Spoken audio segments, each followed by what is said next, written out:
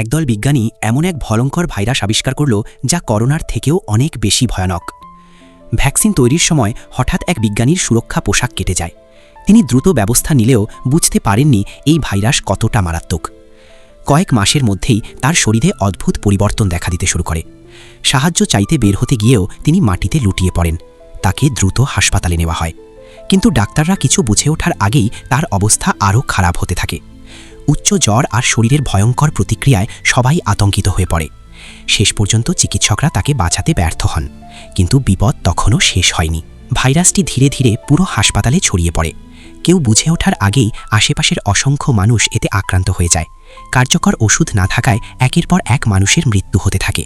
পরিস্থিতি এতটাই ভয়াবহ হয়ে ওঠে যে পুরো শহর কার্যত জনশূন্য হয়ে পড়ে। পরে বিজ্ঞানী ও সেনাবাহিনী ঘটনাস্থলে পৌঁছায়। তারা বুঝতে পারে যদি এখনই কঠোর ব্যবস্থা না নেওয়া হয় তাহলে ভাইরাস পুরো দেশে ছড়িয়ে পড়বে। তাই শহরটিকে সম্পূর্ণ অবরুদ্ধ করে ফেলা হয় এবং ভয়ঙ্কর সেই সংক্রমণ থামাতে চূড়ান্ত পদক্ষেপ